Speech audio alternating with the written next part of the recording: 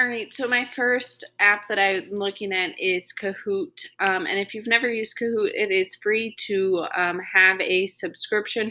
There's also an upgraded version, which I do not have, but it looks like there's 4 months for free. And that is just there's a couple added things, but I've always had really good experience just with the regular version. Um, so looking at this, something I really like about Kahoot is that it's a competitive format for the kids, but also you get immediate feedback for it. So just looking at one that I've done with my students right before spring break, you can look at reports.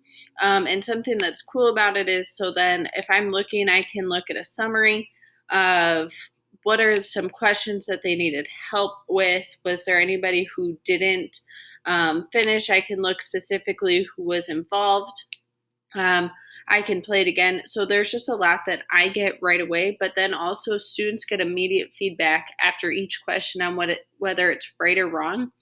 So if I was as I'm giving this to the students, I'm able to see, did they do really well on this question? We can kind of just skip it.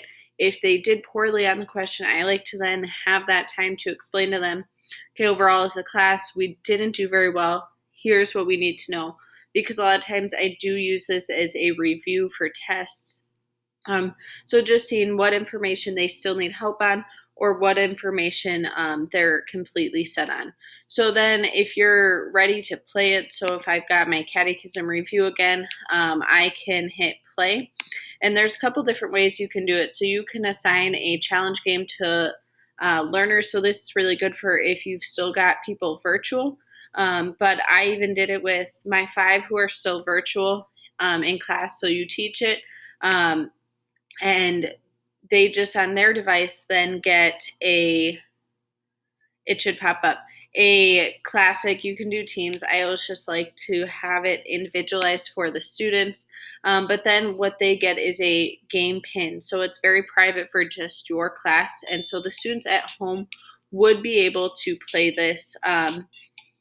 And all that they have to do is then make sure that they've got a split screen. So just a bunch of different reasons I like this. It's competitive for the kids who, even if they're not super competitive, kind of like this format of the game.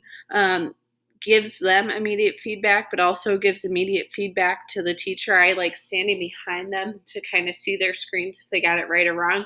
But then also allows me to be able to help the students if I see as a whole class we need a little bit more review or teaching on that. So those are just a couple of things that I really enjoy about Kahoot. Along with that, so if you are editing it or creating your own, what's nice is this is where the upgrade kind of comes, is I can only do a quiz format or true and false, but if you did have a little bit more, there's so many different types of questions you can have. You can have different pictures on there, which also helps.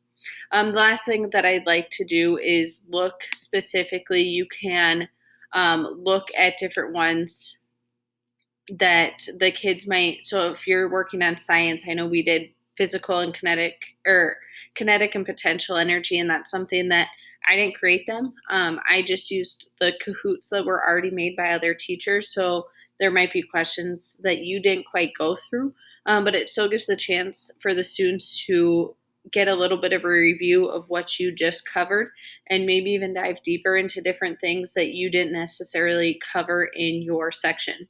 But that is just a general way of Kahoot and the different ways that it can be both fun and beneficial for the kids, but also very beneficial for teachers too.